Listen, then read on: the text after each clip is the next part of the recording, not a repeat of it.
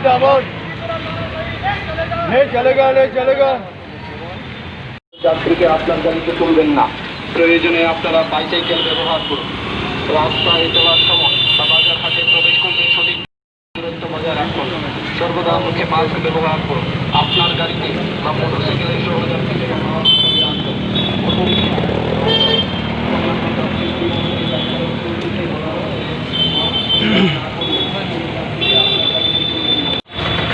High court দেয় না এরকম প্রতিটি পরিবারকে 10 কেজি করে খাদ্যশস্য দিতে হবে।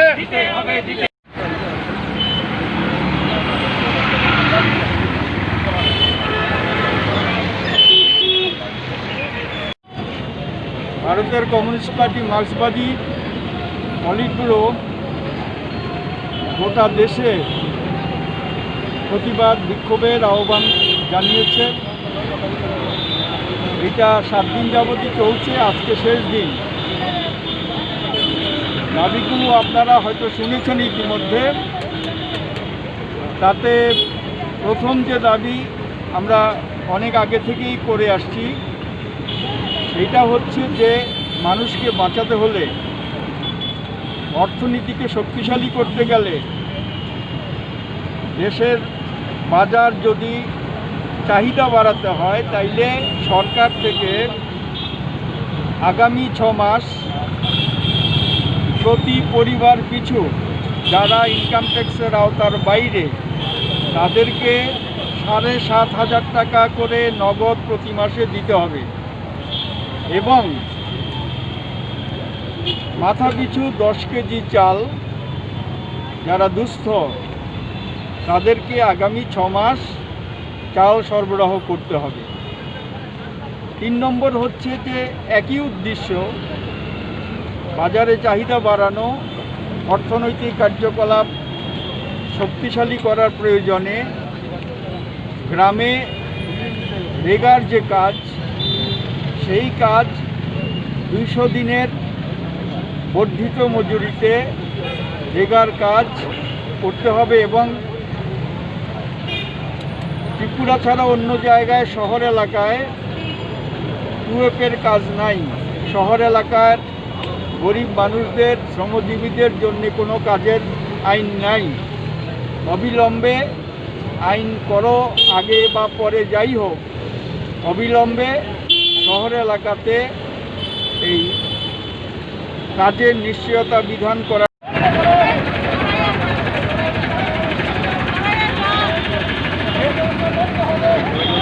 হবে। হইলেই সংগ্রাম, হইলেই আন্দোলন, সংবিধানের উপর আক্রমণ বন্ধ করো, मोदी तेरा तानाशाही नहीं चलेगा, नहीं चलेगा। मोदी तेरा तानाशाही नहीं चलेगा, नहीं चलेगा। दूसरे दिन এই লড়াই করবে কে? এই লড়াই করবে কে? এই লড়াই তো শেষ নয়। কোভিড-19 কারণে আমাদের দেশের মোদী সরকারের যে ভুল নীতি, সেই কারণে আজকে শুধুমাত্র জনস্বাস্থ্য আজকে চরমভাবে বিঘ্নিত হচ্ছে না সারা দেশে, তার সাথে আমাদের দেশের অর্থনীতি এবং সমস্ত ব্যবস্থা আজকে চুরমার হয়ে যাচ্ছে। সেই জায়গায় ভারতবর্ষের বামপন্থী এবং সমস্ত বিরোধী দল যখন এই সংকট মোকাবেলায় মোদী সরকারকে সেরকমভাবে ব্যবস্থা গ্রহণ করে এগিয়ে আসার জন্য আহ্বান জানাচ্ছে, জনগণকে সেখানে যে খাদ্যশস্য প্রদান, নগদ অর্থ দেওয়া এবং চিকিৎসার জন্য বিনামূল্যে ব্যবস্থা করা, তার সাথে এই সংক্রমণ মোকাবেলায় সেরকম ব্যবস্থা গ্রহণ করার জন্য। কিন্তু সেদিক থেকে এই সরকার কোনো ব্যবস্থা গ্রহণ করছে না, উল্টো নতুন নতুন কায়দায় এদেশের শ্রমজীবী মানুষ, সাধারণ মানুষ, তার উপরে একটার পর একটা আক্রমণ শানিত করছে। যে কারণে এদেশের শ্রমিক, কৃষক, সমস্ত অংশের মানুষ আজকে বিপর্যস্ত। আর সেই জায়গাতে সেখানে এই ব্যবস্থা গ্রহণ করার পরিবর্তে আমরা লক্ষ্য করছি কিভাবে আমাদের দেশের এমনিতেই এই ভঙ্গুর অর্থনীতি এটাকে আরও সম্পূর্ণভাবে যে এই দেশের কর্পোরেটদের হাতে তুলে দেওয়া যায় সে চেষ্টা করছে। আর অন্যদিকে এখানে এই দেশের মানুষ ঐক্যবদ্ধভাবে সরকার এবং জনগণ মিলে এর মোকাবিলার জন্য এগিয়ে আসা দরকার।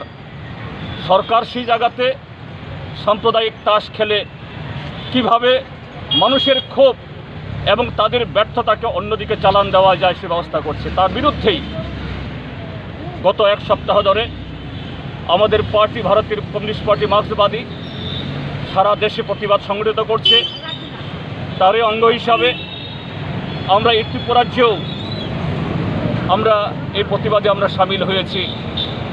আমরা দাবি জানাচ্ছি আমাদের দেশের সরকারের কাছে এবং রাজ্যের সরকারের কাছে, এখানেও বিপ্লব দেবের নেতৃত্বে যে বিজেপি আইপিএফ সরকার আমরা দেখছি চরম স্বৈরাচারী পদক্ষেপ এবং ভুল নীতি গ্রহণ করে ত্রিপুরাজ্যে এই করোনা সংক্রমণ পরিস্থিতি একটা ভয়াবহ আকার ধারণ করেছে।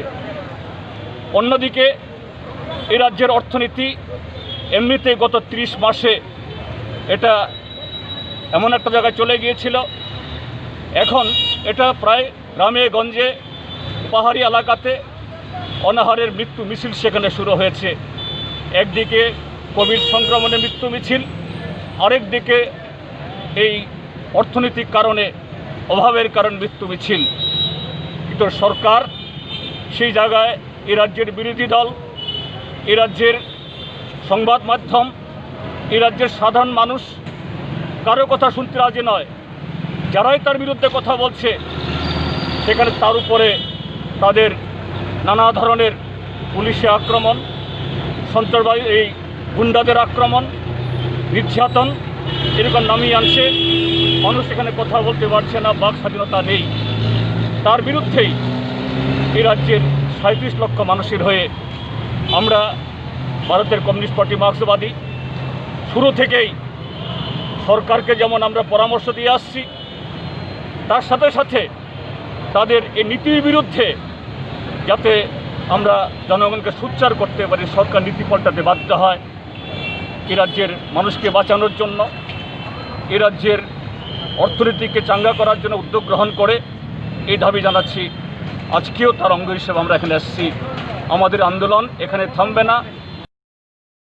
আমাদের দেশের সরকার এবং রাজ্যের সরকার তাদের স্বৈরাচারী, গরিব বিরোধী এবং সম্পূর্ণ অপরিকল্পিতভাবে আমাদের অর্থনীতি এবং জনস্বাস্থ্যকে এইভাবে ধ্বংস করবে, আমাদের প্রতিবাদ চলতে থাকবে। এটাই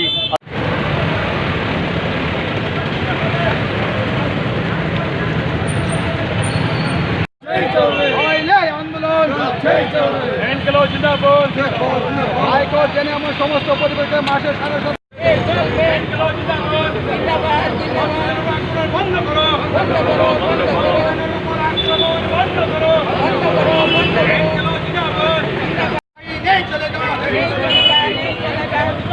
কতক্ষণ দাঁড়াইব? কতক্ষণ দাঁড়াইব? হাইকোর্ট দেন না, মাসে মাত্র 7,500 টাকা দিতে হবে। প্রতি পরিবারে 10 কেজি মাথা পিছু খাদ্যশস্য দিতে হবে। প্রতি পরিবারে মাথা পিছু 10 কেজি খাদ্যশস্য দিতে হবে। বেকারদের এই সময়ে ভাতার ব্যবস্থা করতে হবে। বেকারদের এই সময়ে ভাতার ব্যবস্থা করতে হবে।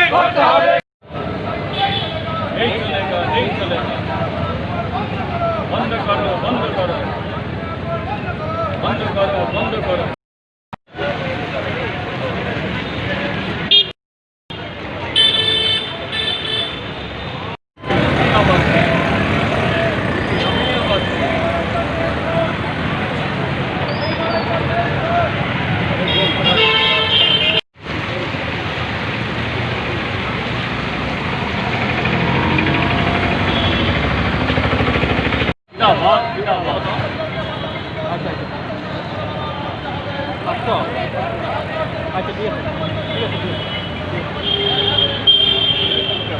এই আন্দোলন প্রাকৃতিক দুর্যোগের জন্য কিছুটা আমাদের বিঘ্ন হয়েছে। তারপরও সারা রাজ্যেই এই কর্মসূচি হচ্ছে, সারা দেশে হচ্ছে। আমরা লড়াই চালিয়ে যাব, এই আন্দোলনের শেষ নয়। আগামী দিনে আমরা সরকারকে তার নীতি পরিবর্তন করতে দুর্বার আন্দোলন গড়ে তুলব। ধন্যবাদ। ভারতের কমিউনিস্ট পার্টি মার্ক্সবাদী পলিটব্যুরোর আহ্বানে সারা দেশে গত 17 থেকে 22 সেপ্টেম্বর এই ধরনের বিক্ষোভ কর্মসূচি, প্রতিবাদ আন্দোলন সংগঠিত হচ্ছে। আপনারা দাবিগুলো দেখেছেন, যে দাবিগুলো সাধারণ মানুষের জীবন সংকটের সঙ্গে ওতপ্রোতভাবে জড়িত। আমরা দাবি করেছি অসহায় বিপন্ন পরিবারগুলোকে মাসে 10 কেজি করে চাল আগামী 6 মাস অন্তত দিতে হবে। আমরা দাবি করেছি আয়কর দেন না এরকম পরিবারকে মাসে 7,500 টাকা করে দেওয়া। তাছাড়া এই রাজ্যে বেকার সমস্যা যেভাবে ভয়ঙ্কর রূপ ধারণ করেছে, তাতে আমরা বলেছি যে চাকরি যদি না দিতে পারো, কর্মসংস্থানের ব্যবস্থা যদি না করতে পারো, তাহলে বেকার ভাতা চালু করো। আমাদের অন্যতম দাবি হচ্ছে গ্রামাঞ্চলে মানুষের আয় রোজগারের একটাই অবলম্বন ছিল, সেটা রেগা প্রকল্প, মহাত্মা গান্ধী MGN রেগা প্রকল্প। সেই রেগা প্রকল্প আজকে ত্রিপুরা রাজ্যে মুখ থুবড়ে পড়েছে। অনেক আন্দোলন, অনেক লড়াই, অনেক দাবির পরে মাত্র কয়েকদিনের জন্য কাজ হয়েছিল, কিন্তু খবরে জানা যাচ্ছে সেই মজুরিও শ্রমিকরা ঠিকমতো পাচ্ছে না। সুতরাং আমরা বলছি যে জোট সরকারের প্রতিশ্রুতি মোতাবেকে তাদেরকে 200 দিনের কাজ এবং 340 টাকা হাজিরা, এটা অনতি বিলম্বে এটা চালু করতে হবে এবং দিতে হবে। রেগার কাজ পূর্বতন বামফ্রন্ট সরকার যেভাবে সাফল্যের সঙ্গে এগিয়ে নিয়ে যাচ্ছিল, সেটাকে আবার সেই জায়গায় নিয়ে যেতে হবে। শহর এলাকায় টুয়েলভের প্রকল্প, এই প্রকল্প আবার চালু করতে হবে। গণবন্টন ব্যবস্থাকে শক্তিশালী করতে হবে। এই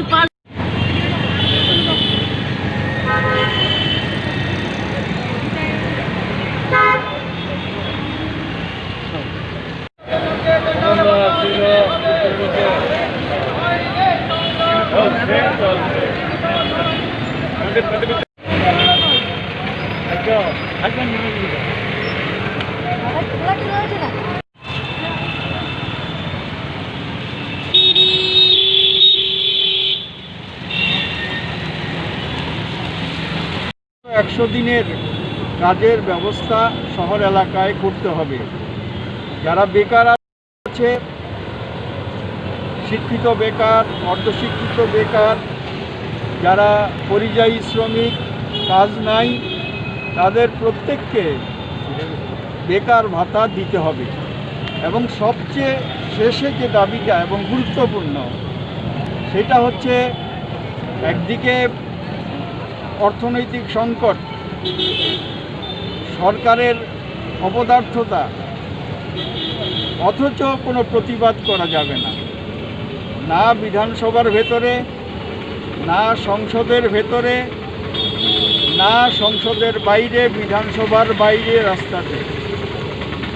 একটা একটা করে সাংবিধানিক যে সংস্থাগুলো আছে, তার উপরে কেন্দ্রীয় সরকার, মোদী সরকার, বিজেপি সরকার,